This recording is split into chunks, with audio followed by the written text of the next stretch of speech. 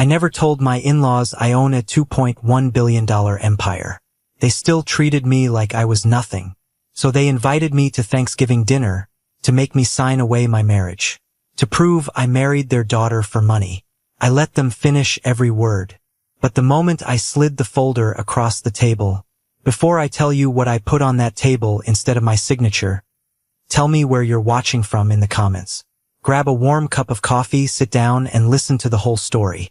The drive up to the Holloway estate always felt like crossing an invisible border into a country where I didn't speak the language. It was a cold, bitter November evening in Connecticut. The trees were stripped bare, looking like jagged black veins against the fading purple sky. My wife, Chloe, sat in the passenger seat of my SUV, staring out the window. She had been quiet for the entire 2-hour drive from the city. I thought it was just the usual holiday stress. You know how it is when you're heading to the in-laws for Thanksgiving. You mentally prepare yourself for the subtle digs, the passive-aggressive comments about your career, the fake smiles. But this was different. The silence in the car was heavy, thick, and suffocating. I reached over and put my hand on her knee. "Hey," I said softly, "it's just dinner. We'll be in and out. 2 hours, tops, and then we go back home." She flinched slightly, barely turning her head.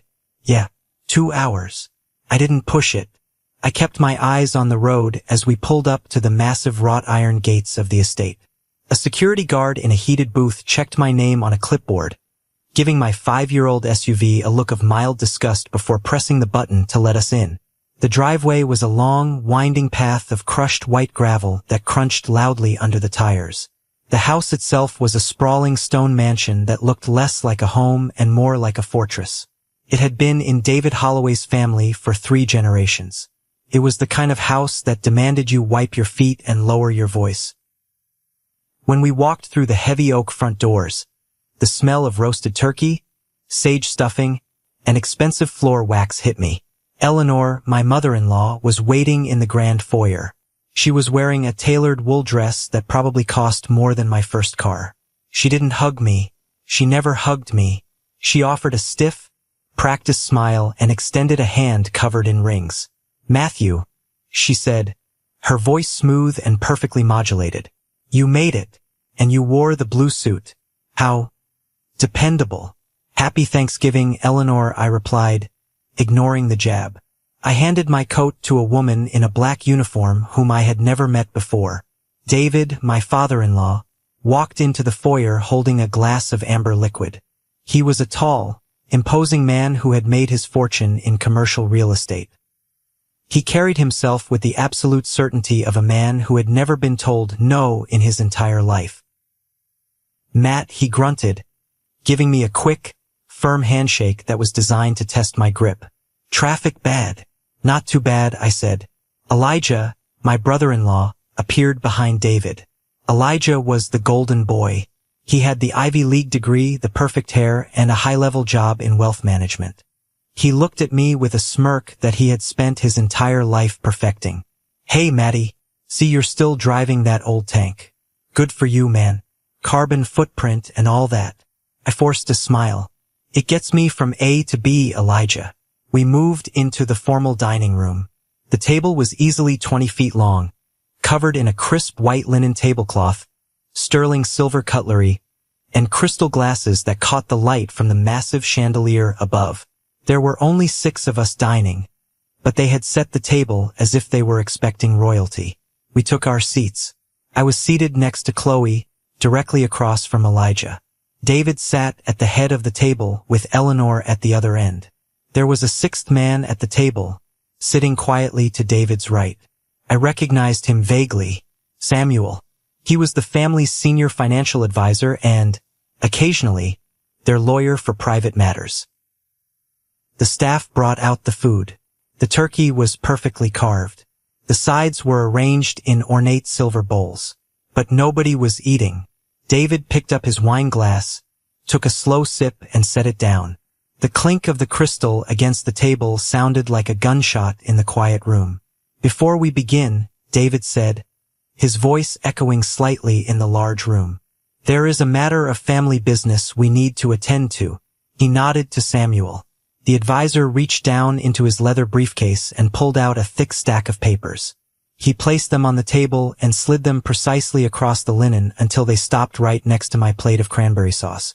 I looked down. The document was printed on heavy, cream-colored stock paper. The title, typed in bold black letters, read, Postnuptial Asset Protection and Waiver Agreement. I stared at it for a long second, my brain trying to process what I was looking at. I looked up at David. What is this? Eleanor folded her hands neatly in her lap. That was the thing about Eleanor. She never raised her voice. She didn't need to. She had spent 60 years perfecting the kind of calm that made you feel the floor shifting beneath your feet. It's exactly what it looks like, Matthew, Eleanor said quietly. It's a safeguard. Sign it before dessert, or I promise you, David will have his legal team file the annulment and divorce papers by Monday morning. The silence in the room was absolute. I looked at the document again. 14 pages, drafted by the most expensive family law attorney in Connecticut, designed to strip me of every single marital asset if my wife and I ever separated. They had placed a silver pen right next to it, like it was a piece of silverware. I turned to my right to look at Chloe. I expected to see shock on her face. I expected her to stand up, to yell at her parents, to grab my hand and tell me we were leaving. But she didn't move.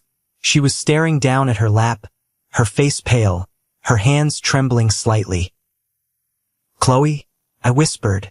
She wouldn't look at me. She just swallowed hard and kept her eyes glued to the table.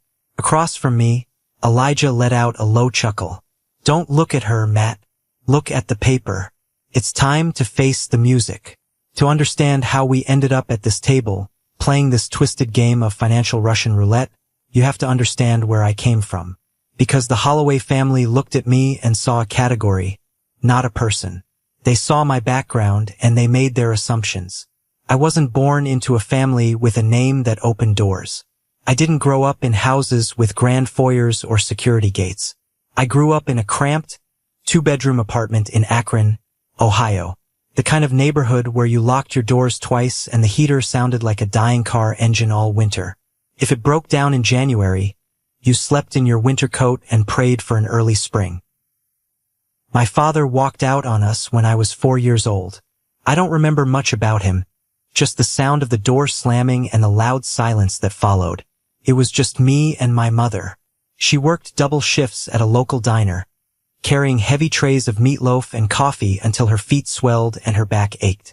I remember sitting at our tiny, scratched kitchen table late at night, doing my homework under a flickering bulb while she sat across from me, rubbing her temples and counting dollar bills and quarters from her tip jar. She was trying to see if we could afford fresh vegetables that week, or if we were eating canned beans again. She didn't have a college fund set up for me. She didn't have an inheritance to pass down. What she had was grit. She taught me that nobody in this world owes you a damn thing. You earn your keep, you respect people, and you never, ever let anyone make you feel small just because your pockets are empty. When I was 21, my mother got sick. Really sick. The kind of sickness that drains whatever small savings you have and leaves you with nothing but medical bills and despair.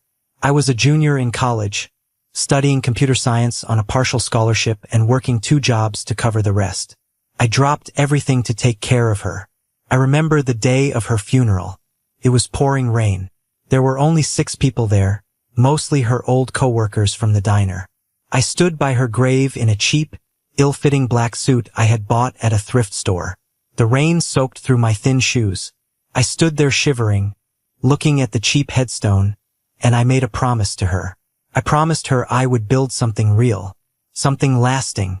I promised that I would never be helpless again, and I would never let anyone look down on the blood and sweat she had poured into raising me. After the funeral, I didn't go back to working regular jobs. I went into a dark, cramped computer lab at the university and I started coding. I founded Velar Systems when I was 24. I didn't have venture capital backing.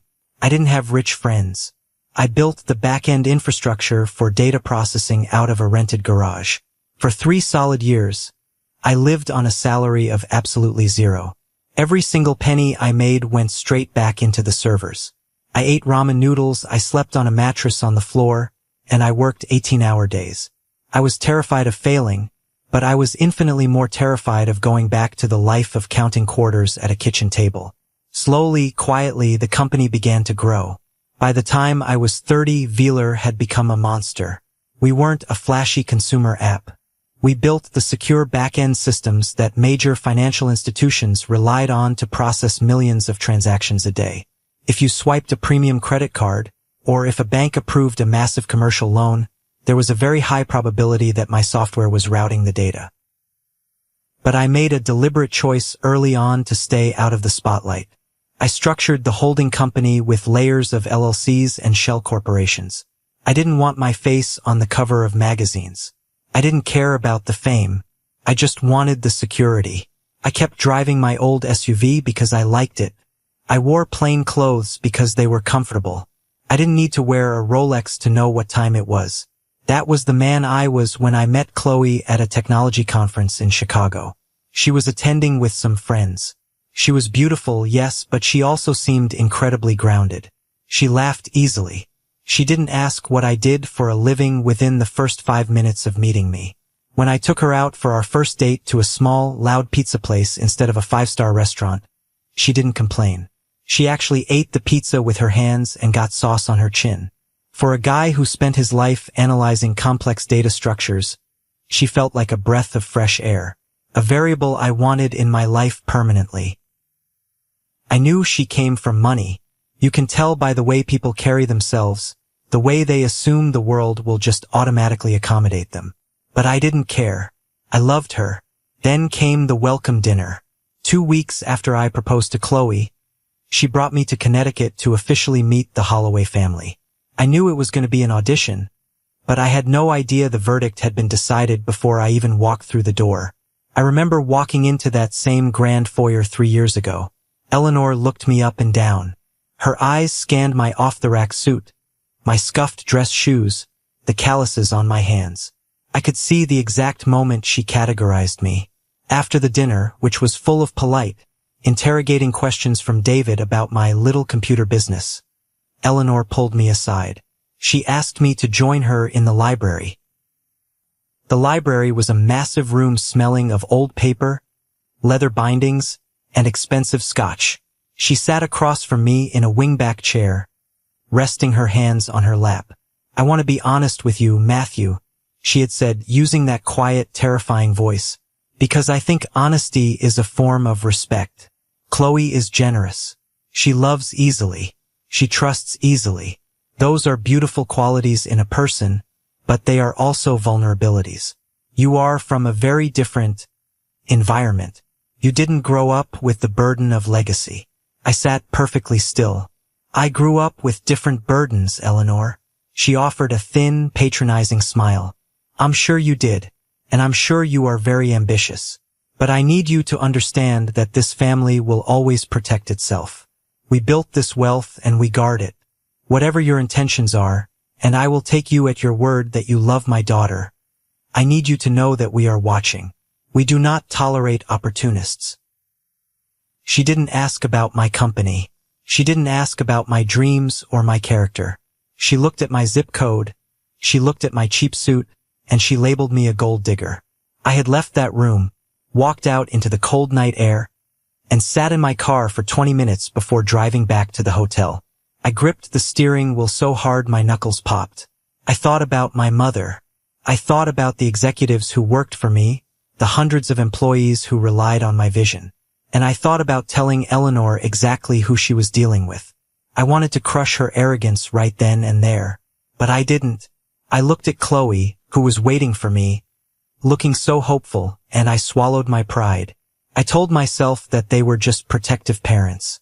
I told myself that over time, if I just kept my head down, treated their daughter like a queen, and showed them respect, they would come around. They would see the man I truly was. That was my biggest mistake. I assumed they possessed the capacity for respect. The next 3 years of my marriage were a masterclass in psychological endurance. To the outside world, I was the lucky guy who married up. Inside the walls of the Holloway estate, I was a ghost. I was a punchline, Every family gathering, every holiday, every forced Sunday dinner was the same. David would hold court, talking loudly about the real estate market. Elijah would boast endlessly about his latest promotion at Trident Advisory, the high-profile clients he was managing, the bonus he was expecting. "You should see the new Porsche I'm looking at, Matt," Elijah would say, swirling his scotch. "Course, you probably wouldn't appreciate the engineering. Takes a certain kind of palate. How's the IT repair business going? You guys fix printers yet?" I would just smile and take a sip of my water. "We're managing, Elijah. Keeping the lights on." "Good for you, buddy," he would patronize, clapping me hard on the shoulder. Honest day's work for an honest day's pay. When Christmas came around, David bought Elijah a vintage Rolex. Eleanor bought Chloe diamond earrings. They handed me an envelope with a gift card to a chain steakhouse. It wasn't about the money. It was the message. The message was, "You are not one of us. You are a charity case we tolerate for our daughter's sake." Chloe tried to intervene at first. During the first year, she would argue with her mother, telling her to be nicer to me. But the Holloway family gravity was too strong. They slowly, patiently worked on her. They would make subtle comments when I wasn't around. They would plant seeds of doubt. "Are you sure his business is viable? He doesn't seem to be making any real money. You might have to support him forever, Chloe." Over time, she stopped fighting. She just wanted peace. So she asked me to just absorb it. "Just ignore them, Matt. It's just how they are." So I absorbed it. But while I was sitting quietly at their dining table, letting them insult my intelligence, I was aggressively conquering their world out in the corporate battlefield. Velar Systems wasn't just growing. It was devouring everything in its path. We began acquiring smaller fintech companies. We expanded into algorithmic trading infrastructure. We started buying up distressed debt portfolios. I worked with my brilliant CFO, Caleb, building an empire from the shadows. The last public valuation of Velar Systems, buried in a deep-dive financial report in the Wall Street Journal 14 months ago, was $2.1 billion. The entire Holloway family net worth, combining David's commercial properties, their investments, and the estate we were sitting in, was roughly $400 million. They were proud, loud millionaires. I was a silent billionaire. I could have bought their entire existence and liquidated it before lunch, and it wouldn't have even made a dent in my balance sheet. About 18 months ago, David's real estate firm made a massive miscalculation on a commercial development. They were heavily over-leveraged and the market shifted. He needed liquidity, and he needed it fast to keep his properties from going into foreclosure. He scrambled and managed to secure a $12 million commercial credit line to refinance 3 of the Holloway Group's crown jewel properties. The lending institution that threw him that lifeline was Meridian Capital Partners. What David didn't know, what he couldn't possibly have known because he never bothered to look past his own nose, was that 2 months prior to that panic loan, Velar Systems had quietly acquired a controlling interest in Meridian Capital. I literally owned the debt on my father-in-law's legacy. I held the note to the Holloway empire. When Caleb brought me the paperwork for the acquisition and I saw the Holloway loan in the portfolio, I didn't celebrate. I just put the file in my private safe. I had no intention of weaponizing it. I believed in keeping business and family separate. I still stubbornly held onto the hope that one day, David would shake my hand like a man and respect me for being a good husband to his daughter.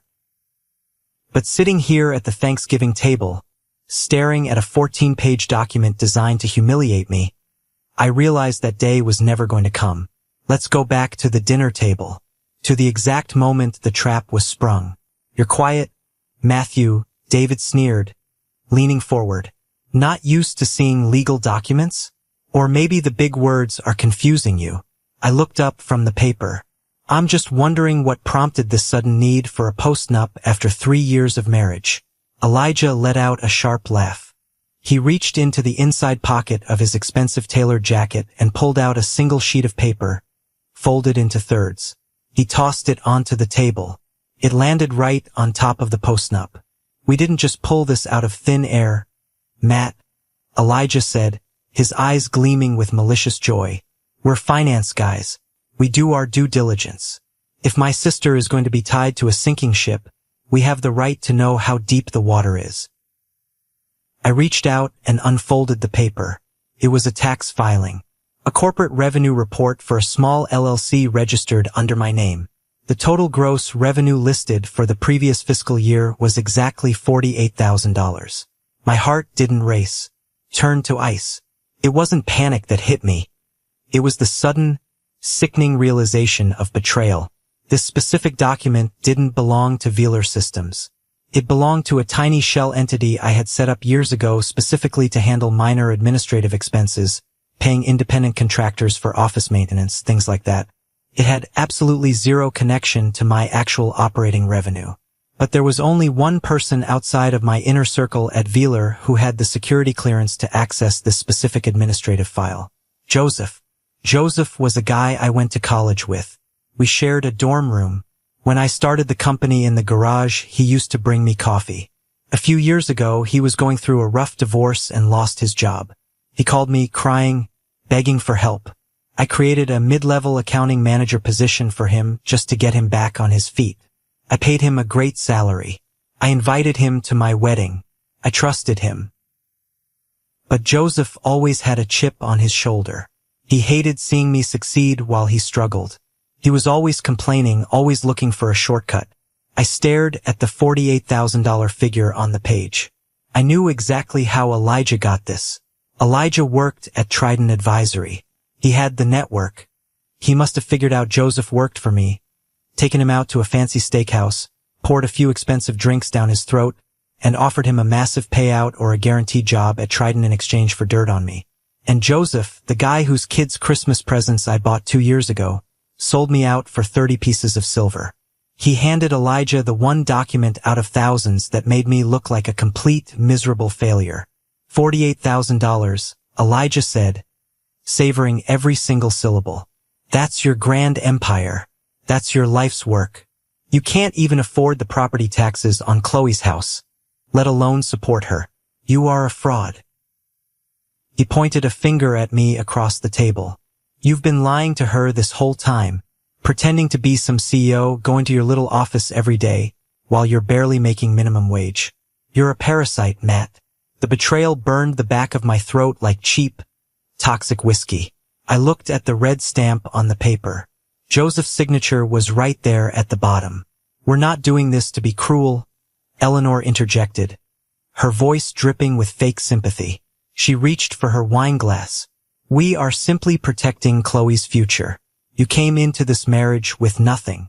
We want absolute clarity on what leaves with you when you eventually decide this lifestyle is too much pressure for you. They had orchestrated this entire night down to the minute. They bought the information from a trader, they drafted the legal papers, they set the table, and they waited until I was sitting in their house eating their food to spring the trap. They didn't just want a legal guarantee. They wanted a public execution of my dignity. David cleared his throat and nodded to Samuel again. The financial advisor adjusted his glasses. He didn't look at me. He looked at his notes. He was just a mercenary doing his job. Matthew, Samuel began, his tone perfectly flat and professional. The terms of this postnuptial agreement are quite standard for a family of this caliber, especially when there is a severe disparity in income and assets. Should the marriage dissolve for any reason, you will waive all rights to alimony or spousal support. You will waive any claim to properties, vehicles, or assets acquired during the marriage, as it is presumed they were purchased using Holloway funds or Chloe's trust. He flipped a page. Furthermore, there is a stipulation regarding future dependents. In the event of a divorce, you agree to waive any claim to seek child custody that would require the Holloway family to provide housing or financial maintenance for you. And finally, any future business ventures you attempt to start will be entirely separate from Chloe's assets. In exchange for your signature today, the family is willing to offer a one-time severance payment of $50,000 to help you transition out of the marriage. $50,000. I let that number hang in the air. They were trying to buy me off like a problematic, low-level employee. They were handing me a check that was barely a fraction of what I tipped my private pilots, and telling me to walk away from my wife. Think of it as a fresh start, David said, leaning back in his chair, thoroughly enjoying himself. You take the money, you sign the paper, and you stay married to my daughter under our rules. You live quietly, or you refuse, you pack your bags tonight, and my lawyers will drag you through a divorce so grueling, so humiliating, you'll be paying legal fees for the next 20 years. You won't have a dime left to your name. I felt a tight, suffocating knot forming in my chest. The sheer, unadulterated arrogance of it all. They weren't just asking for financial protection. They were demanding complete submission. They wanted me to admit I was inferior. They wanted me on a leash, grateful for the scraps they threw me. You've been living in our world for 3 years, Elijah chimed in, leaning forward. Eating our food, taking our vacations, sitting on our furniture. It's time to pay the toll, Maddie. Just sign the damn paper. I looked at the document again. The heavy paper, the aggressive legal jargon. It wasn't a contract. It was a declaration of war. And they thought they were bombing an unarmed village. The room fell quiet again. I hadn't spoken a single word since Elijah threw the tax return on the table. My silence seemed to agitate Eleanor. She liked people to react. She liked to see the panic in their eyes, the tears, the begging, so she could comfort them with her fake grace and assert her dominance. My stillness was unnerving her. Matthew, she said, her voice dropping an octave, taking on a much sharper edge. The mask of the polite society matron was slipping. Don't make this harder than it has to be. Look around you. Look at this house. Look at us. You don't belong here. You never did. I finally looked up from the table, meeting her cold, calculating gray eyes. We tried to be accommodating, she continued, folding her arms across her chest. We really did. We invited you into our home. But a tiger doesn't change its stripes. You were raised in a different environment. A desperate one. People from your background, they see wealth and they cling to it like a life raft. It's basic survival instinct. I don't even blame you for trying to secure a bag. She paused, making sure the entire table was listening, making sure every word landed precisely where she wanted it to. But you have to understand reality. We are not a charity. Your mother, rest her soul, did the best she could. I'm sure. Slinging hash at a diner is hard work. But she raised a man who looks for shortcuts. We build legacies. You look for handouts. Sign the paper. The air left my lungs. The blood in my veins stopped moving. She brought my mother into this. She used the woman who worked herself into an early grave, the woman who had more dignity, more honor, and more strength in her worn-out work shoes than Eleanor Holloway had in her entire miserable, privileged body, as a punchline to justify her snobbery. My hands, resting out of sight under the table, curled into tight fists. My nails dug into my palms so hard I could feel the skin breaking. A cold, absolute fury settled over me. It wasn't the hot, messy, screaming anger of a young man. It was the freezing, calculated, terrifying rage of a predator that had just been unleashed. I looked at David. I looked at Elijah. I looked at Eleanor. I memorized the smug, victorious satisfaction on their faces. I wanted to remember exactly how they looked in this moment of perceived victory, because I was about to wipe it off their faces forever. I was going to burn their little kingdom to the ground. But before I detonated the bomb, I needed to know one last thing. The only thing that actually mattered in this entire nightmare. I slowly turned my head and looked at Chloe, my wife, the woman I had promised to protect, the woman I had quietly built a massive empire for, hoping one day to surprise her with a life where she would never have to answer to her controlling parents again. She was still staring at her plate. Her shoulders were tense, pulled up toward her ears. She looked incredibly small. Chloe, I said.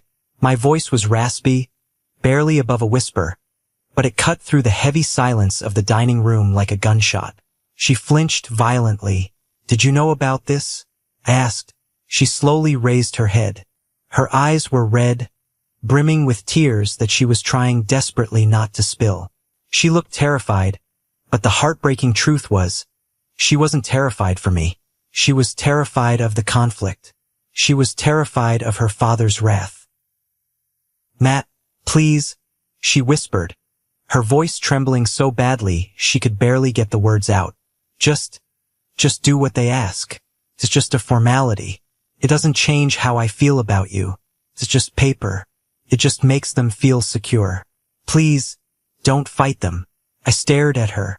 I searched her eyes for any sign of fight, any sign of loyalty, any spark of the woman I thought I had married. I looked for the woman who ate pizza with her hands and laughed at my jokes. There was nothing. Just a scared little girl who would rather throw her husband under a bus than stand up to her family. You knew, I stated.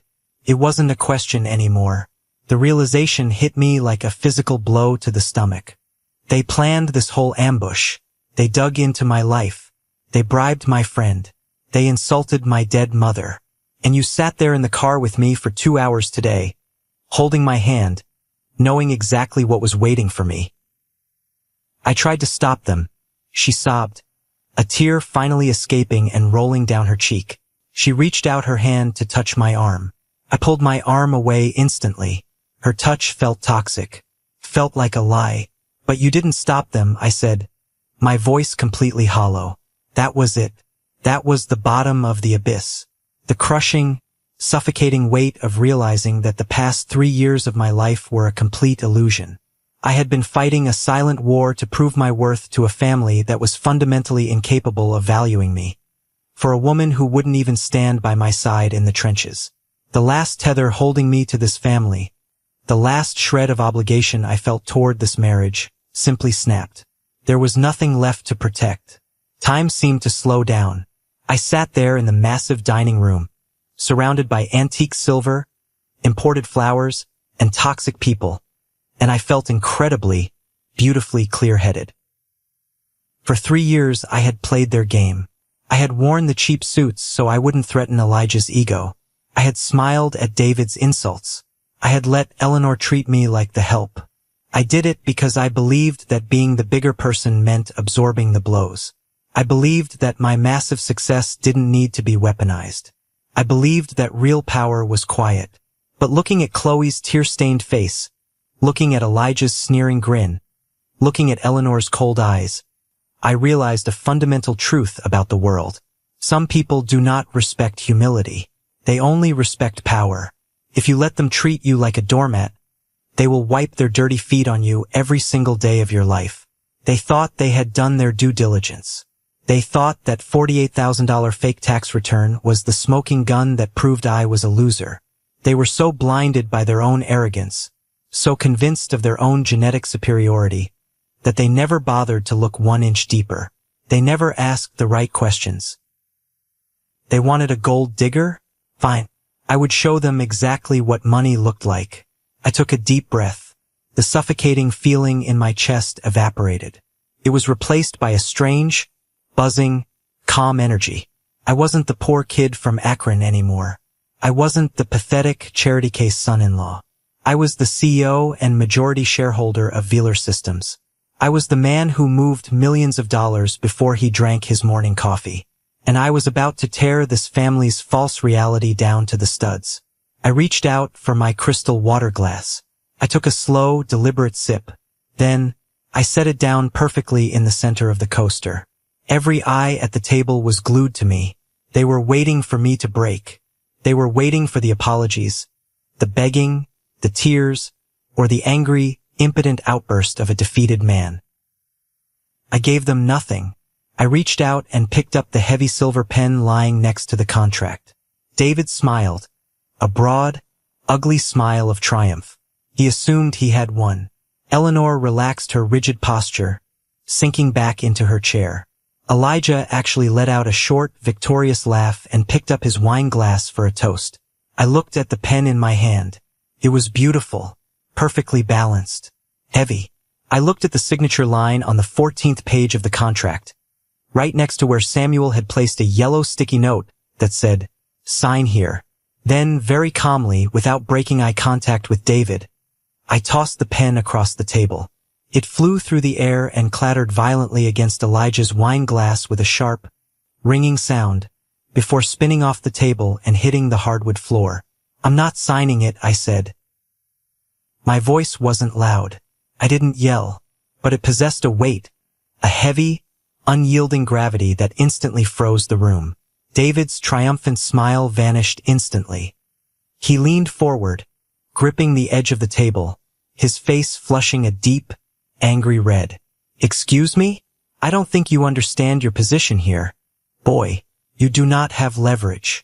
You sign that paper right now, or you are out on the street tonight with nothing but the clothes on your back." "I understand my position perfectly, David," I replied, holding his furious gaze without blinking. "I understand exactly where I sit at this table. The problem is, none of you have a damn clue who you're sitting across from." "Oh, please," Eleanor scoffed, rolling her eyes in exaggerated disgust.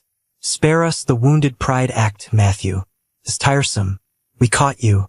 Just accept it. You brought my mother into this," I said, my voice dropping to a dangerous, lethal register. "You called me a parasite. You put a fake dollar amount on my worth and used it to threaten my marriage." I stood up slowly. The heavy wooden chair scraped loudly against the floor. I didn't slouch. I stood at my full height, looking down at them. "You want a divorce?" I asked, looking directly down at David. "You want to file the papers on Monday morning? Save your expensive lawyer the billable hours. I'll file them myself." Chloe gasped loudly, burying her face in her hands and sobbing. "You're a fool," David spat, his voice shaking with rage. "You're walking away with absolutely nothing. You'll be ruined." "David," I said, a grim, humorless smile forming on my lips, "I walked into this house with more power than you have accumulated in your entire lifetime. You just never bothered to ask the right questions." Elijah slammed his hand flat on the table, rattling the silverware. He stood up, squaring his shoulders, trying to physically intimidate me across the linen. "Who do you think you are?" Elijah barked, his face contorted with anger and disbelief. "You're a fraud, Matt. You're a broke, pathetic loser trying to play tough guy. We have the documents. We have your tax returns. You make 48 grand a year. You're nothing. You hear me? Nothing." He reached into his pocket and pulled out his phone, waving it at me like a weapon. "You want to play hardball? Fine. I'm calling my lawyer right now. We'll have security throw you out of here for trespassing." "Call him," I challenged, not taking a single step back. My voice was eerily calm. "In fact, put him on speaker. I'd love to hear his legal advice when the dust settles in about 5 minutes." Samuel, the financial advisor, stood up nervously, holding his hands out in a placating gesture, trying to de-escalate the situation. "Matthew, please. Emotions are running incredibly high right now. Let's all sit down and approach this logically. Posturing and making threats won't change the financial reality of the situation."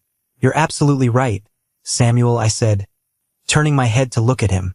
"Posturing doesn't change reality. Data changes reality. And your data is fundamentally flawed." "Don't listen to him," Eleanor snapped, finally losing her cool, collected composure. Her voice was shrill. "He's bluffing. He's cornered and he's lying. He has nothing. Get him out of my house, David. Right now." "I'm leaving," I said. "But before I walk out that door, I'm going to leave you a little holiday gift. You wanted full transparency regarding my finances? You wanted to know exactly what leaves with me when this marriage ends." I bent down and grabbed the leather briefcase I had brought with me. I placed it squarely on top of their pristine, white linen table, right next to the roasted turkey and the crystal glasses. "What are you doing?" David demanded, pointing a thick finger at me. "Get that cheap bag off my table." I ignored him. I pulled my phone out of my pocket. I opened my secure messaging app and found the thread with Caleb, my chief financial officer. Caleb had been on standby all night. He knew this dinner was going to go south. He just didn't know how fast or how ugly it would get. I typed a 2-word message, "Activate protocol." I hit send. The trap was sprung. Then I looked across the table at Elijah. He was still holding his phone, looking slightly confused, trying to figure out if he should actually dial the lawyer or not. His arrogance was starting to crack, just a little bit, replaced by a tiny sliver of doubt. "Elijah," I said, My voice dead calm, cutting through the tension. You work at Trident Advisory, right? Senior VP of Investments? Big shot handling the massive portfolios. He sneered, gripping his phone tighter. You know exactly what I do. And it's a hell of a lot more important than whatever fake IT gig you pretend to run. You're right, I nodded slowly, deliberately. It's a very important job, especially when you're managing private family portfolios and dealing with SEC regulations. Do me a favor, Elijah. Open the web browser on your phone. I'm not playing games with you, Matt, he spat. Do it, I commanded. The sudden, overwhelming authority in my voice made him physically hesitate. Just humor him, Elijah, David growled, crossing his arms. Let him make a fool of himself before we throw him out into the cold. Elijah aggressively tapped his screen, opening his mobile browser. He glared at me. Fine. What? Type in Velar Systems, I instructed. VLAR. Then click on the Wall Street Journal article from last month regarding their latest corporate acquisition. Read it. Elijah typed furiously, shaking his head in disgust. Velar Systems. Whatever. You probably fixed their broken printers. His voice trailed off. The dining room went dead silent. The only sound was the ticking of the grandfather clock in the hallway. I watched his eyes scan the bright screen of his phone. I watched the arrogant, mocking smirk slowly melt off his face, replaced by a look of sheer, unadulterated confusion. He blinked hard. He brought the phone closer to his face, squinting, as if the words on the screen were written in a foreign language. His mouth opened slightly. What? Elijah whispered. The color rapidly drained from his cheeks, leaving him looking sickly and pale. This is a typo. This has to be fake. This is a joke. What is it? David asked, leaning over, his brow furrowed in sudden concern. Elijah slowly looked up from the screen. He looked at me. His hands were visibly trembling. The golden boy wasn't looking so golden anymore. He looked like a man who had just stepped on a landmine and heard the click. Read it aloud. Elijah, I said, popping the brass locks on my briefcase with a sharp, echoing click. Read the name of the founder and CEO of Velar Systems, and read the company's valuation to your father. I slid a thick, heavy manila folder out of my briefcase and held it in my hand. The storm had arrived. Elijah's eyes were locked onto the screen of his phone. His breathing had completely stopped. He looked like a man who had just been thrown out of an airplane without a parachute, watching the ground rush up to meet him. Elijah, David barked, his voice laced with sudden, sharp anxiety. What does it say? Read it. Elijah couldn't form the words. His jaw worked up and down, but no sound came out. He slowly lowered the phone, his hands shaking so violently that the device almost slipped from his grip. He looked at me, and for the first time in 3 years, the sneer was gone. The condescension was gone. There was only absolute naked terror in his eyes. Give me that, David snapped, snatching the phone directly out of his son's hand. David adjusted his reading glasses and looked at the screen. I watched the exact moment his reality shattered. It was fascinating. It didn't happen all at once. First, his brow furrowed in annoyance. Then his eyes widened. Then the color drained out of his face, starting from his neck and moving upward until he looked like a wax figure. David started, his voice cracking. He cleared his throat and tried again. This says Velar Systems was recently valued at $2.1 billion. And it names Matthew as the sole founder and majority shareholder. Eleanor let out a sharp, dismissive laugh. It sounded brittle and panicked. Don't be ridiculous, David. It's a mistake. A typo. Or he paid someone to put that on the internet. Anyone can make a fake website. It's the Wall Street Journal, Eleanor, David whispered, staring at the screen. He looked up at me, his eyes wide and completely lost. How is this possible? I founded Velar when I was 24, I said, my voice steady and completely devoid of emotion. The $48,000 on the tax return your son bought from my former employee belongs to a shell entity. I use it to pay the landscaping company that mows the lawn at our corporate office. It has absolutely nothing to do with the operating company. I picked up the postnuptial agreement they had placed in front of me and held it up. I understand why you had this drawn up, I said, looking right into David's eyes. You thought you were protecting your family. You thought the math was simple. You thought I was a guy who had everything to gain and absolutely nothing to offer. You looked at my cheap suit and my old car, and you made a calculation. I dropped the heavy paper back onto the table. It landed with a dull thud. But your math was wrong, I continued. Your total family net worth, including this house, your investments, and your commercial real estate holdings, is roughly $400 million. That is a respectable number. But in my world, David, $400 million is a rounding error. The room was so quiet you could hear the hum of the refrigerator in the kitchen down the hall. Chloe was staring at me, her mouth slightly open, tears frozen on her cheeks. She looked at me like I was a complete stranger. And in that moment the submissive, quiet husband was dead.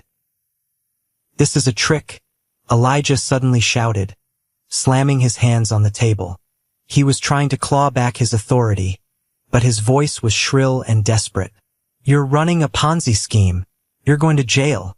Nobody makes that kind of money without leaving a trail. I work in finance, Matt. I know how this works. You do work in finance, Elijah, I agreed calmly. I reached into the manila folder I had pulled from my briefcase. I slid a single, crisp document across the table toward him. Which brings me to my next point. Elijah looked down at the paper. 18 months ago, I said, shifting my gaze back to David. Your real estate firm took out a $12 million commercial credit line to refinance 3 of your major properties. The lending institution you used was Meridian Capital Partners. David swallowed hard. He nodded slowly. Yes, we did. So what? In November of last year, I said, I acquired a controlling interest in Meridian Capital. That means, as of that acquisition, I hold the note on your credit line. David physically recoiled. He pushed himself back in his chair, putting distance between himself and the table. The line is in technical default as of 30 days ago. I continued, my voice merciless and flat.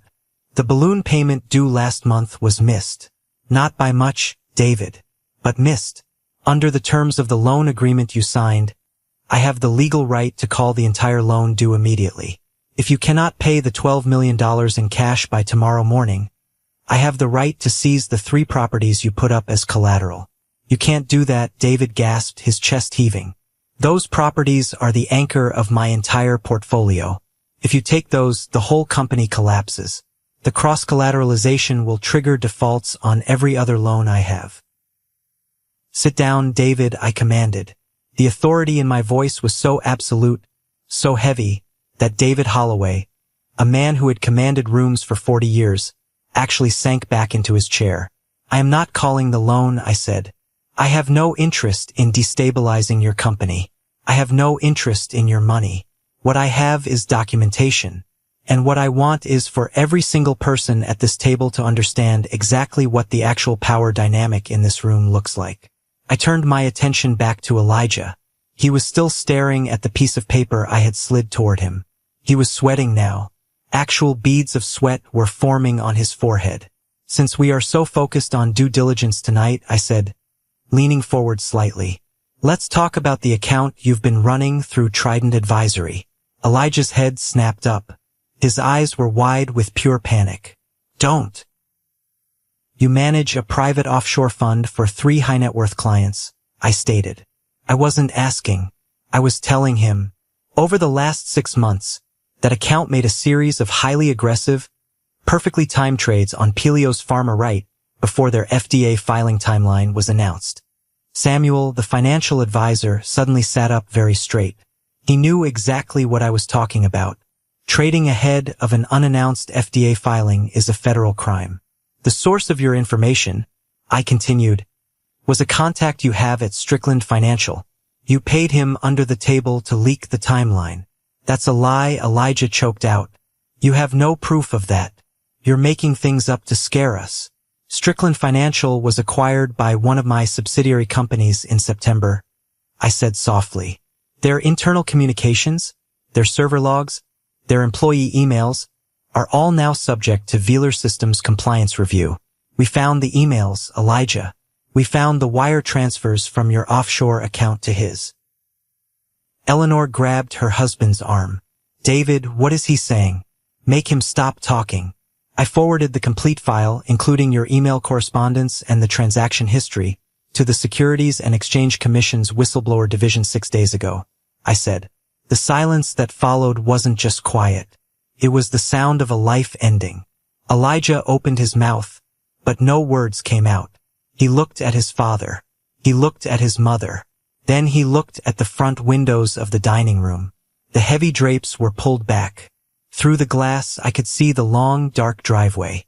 And moving slowly up that driveway were two sets of bright headlights. That would be the federal compliance team, I said, looking out the window. They are not here for Turkey. Two black Porsche Cayennes pulled up to the front of the house, parking at sharp angles to block the driveway. The doors opened, and several men and women in dark suits stepped out into the cold night air. This is insane, Eleanor screamed, finally shattering her calm facade. She stood up, her chair crashing to the floor behind her. You cannot do this in my home. We are the Holloways. David, do something. I authorized a voluntary disclosure with the SEC. I explained calmly, ignoring her screaming. Because my company now owns the entity that facilitated your son's crime, I was legally obligated to report it. They asked me to be present for the initial interview. I suggested they do it here at the house to keep it out of the public eye. You should be thanking me, Elijah. If they picked you up at your office on Wall Street, you'd be on the evening news by 6 o'clock. The front doorbell rang. It was a loud, melodic chime that echoed through the massive house. It sounded like a funeral bell. I want to be very clear, I said, standing up and buttoning my suit jacket. I did not engineer this dinner. I did not arrange for any of this to happen tonight. You called me here. You put that document next to my plate. You chose to ambush me. You chose to insult my mother. I just came prepared. David put his face in his hands. He looked like he had aged 20 years in 20 minutes.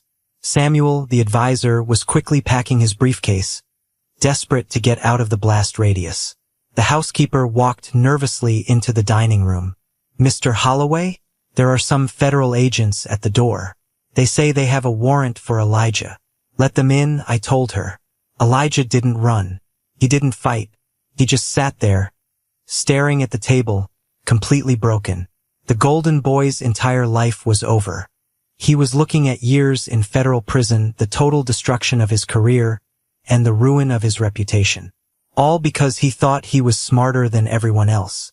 All because he thought he could crush a guy from Akron just for fun. Agent Carter, a tall man in a dark overcoat, walked into the dining room holding a badge. Two other agents flanked him. Elijah Holloway? Carter asked. Elijah slowly stood up. He didn't say a word. The agents moved in, turned him around, and placed him in handcuffs right there in the formal dining room. The metal clicked loudly. Eleanor rushed forward, grabbing Agent Carter's arm. You can't take him. He's a good boy. This is a misunderstanding. My husband knows the governor. Ma'am, please step back, Carter said firmly, gently pushing her away. He looked over at me and gave a brief, professional nod. I nodded back. They marched Elijah out of the room. Eleanor collapsed onto the floor, sobbing hysterically, burying her face in her hands. David just sat at the table, staring blankly at the wall. His empire was entirely at my mercy. His son was going to prison, and his pride was completely shattered. I picked up my briefcase. Chloe suddenly jumped up from her chair and ran around the table. She grabbed my arm, her fingers digging into my jacket. Her face was stained with makeup and tears. Matt, she cried, her voice desperate. Matt, please, we can fix this. I didn't know it was going to be like this. I love you. Please don't leave me. We can go home.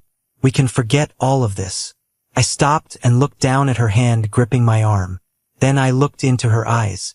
You didn't know it was going to be like this? I asked softly. You knew they were going to humiliate me. You knew they were going to force me to sign away my rights. You just didn't know I could fight back. You're not sorry they did it, Chloe. You're just sorry they lost. No, she sobbed, shaking her head violently. That's not true. I was just scared. You know my father. You know how he is. I do know how he is, I said. And I know how you are. You made your choice in the car ride over here.